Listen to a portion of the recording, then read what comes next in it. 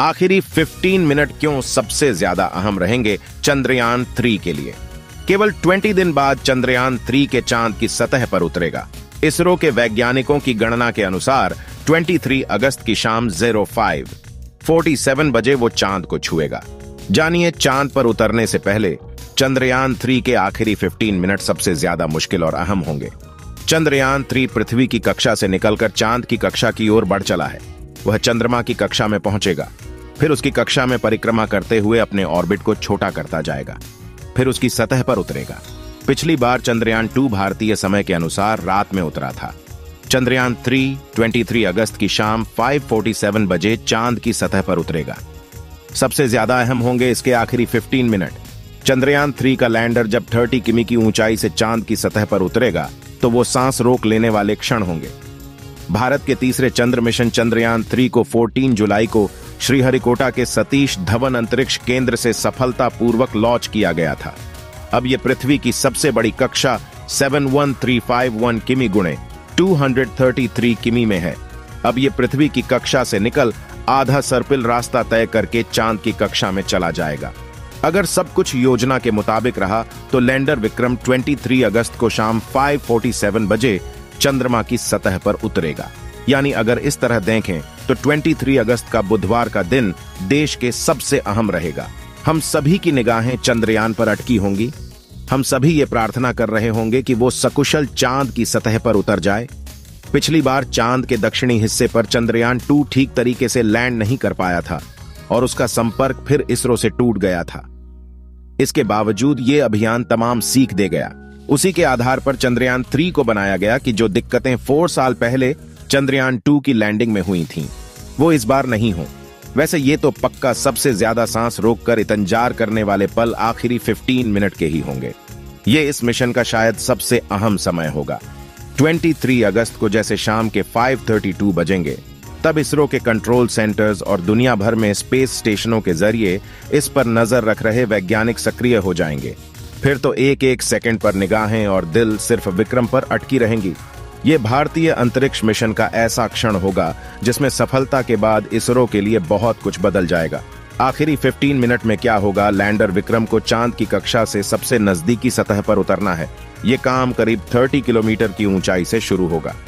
Landing की शुरुआत के वक्त विक्रम की रफ्तार करीब 6 किलोमीटर प्रति सेकंड रहेगी। इन 15 मिनट के भीतर ही लैंडर को अपनी रफ्तार में जबरदस्त बदलाव करना होगा। सुरक्षित सॉफ्ट लैंडिंग के लिए इसको अपनी रफ्तार 2 मीटर प्रति सेकंड या 7 किलोमीटर प्रति घंटा तक लानी होगी। आखिरी 15 मिनट क्यों कठिन होंगे? ये 15 मिनट और प्रक्रिया क्यों कठिन है? इसको समझने के लिए जानना जरूरी है कि विक्रम जब लैंडिंग प्रक्रिया शुरू करेगा तो उसकी रफ्तार 6 किलोमीटर प्रति सेकंड एक आम हवाई जहाज की रफ्तार से करीब 30-40 गुना ज्यादा रहेगी। महज 15 मिनट के भीतर इस रफ्तार को कम करना, फिर जरूरी रफ्तार पर लाना बेहद चुनौतीपूर्ण काम होगा। लैंडर की रफ्तार को कम करने के लिए ब्रेक का काम करेंगे इसमें लगे थ्रस्टर्स। क्या काम होता है थ्रस्टर का? आमतौर पर थ्रस्टर्स का काम होता है किसी यान को रफ्तार देना, लेकिन वो तब होता है जब थ्रस्टर्स उस यान की चलने या उड़ने की दिशा के उलट चालू किए जाएं। विक्रम की लैंडिंग के केस में थ्रस्टर्स यान के चलने की दिशा में ही चलेंगे, जिससे विक्रम की रफ्तार कम की जा सकेगी। विक्रम में कुल 4 थ्रस्टर्स लगे हुए हैं जो एक साथ शुरू किए जाएंगे और फिर लैंडर की रफ्तार में कमी आएगी। इसके अलावा ये सभी थ्रस्टर्स बराबर ऊर्जा से चलेंगे। लैंड होने के बाद क्या होगा? विक्रम के लैंड होने के करीब 3 घंटे बाद इसके साथ भेजा गया रोवर प्रज्ञान एक रैंप की मदद से बाहर निकलेगा। फिर अगले कुछ दिन चांद की सतह पर घूमकर जरूरी डेटा जुटाएगा। किस तरह इस बार नहीं होंगी पिछली गलतियां? 1.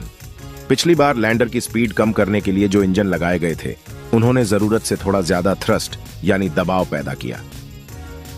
इस वजह से जब लैंडर को स्थिर होना चाहिए था ताकि वह तस्वीरें ले सके, वह अस्थिर हो गया। 2. दूसरी गलती ट्रैजेक्टरी से जुड़ी थी। ज्यादा थ्रस्ट की वजह से ऐसी स्थितियां बनी जिन्हें समय रहते नियंत्रित नहीं किया जा सका। क्राफ्ट तेजी से मुड़ने लगा। इस बार लैंडिंग साइट के लिए 500 मीटर के छोटे पैच के बजाय 4.3 किमी 2.5 किमी के बड़े इलाके को टारगेट किया जाएगा। ईंधन क्षमता बढ़ेगी। इस बार चंद्रयान 3 की ईंधन की क्षमता भी बढ़ाई जाएगी ताकि अगर लैंडर को लैंडिंग स्पॉट ढूंढने में मुश्किल हो तो वह किसी वैकल्पिक लैंडिंग साइट तक पहुंच जाए। इसमें ईंधन की कमी जैसी बाधा न आए। ये हैं 15 मिनट की चुनौतियां।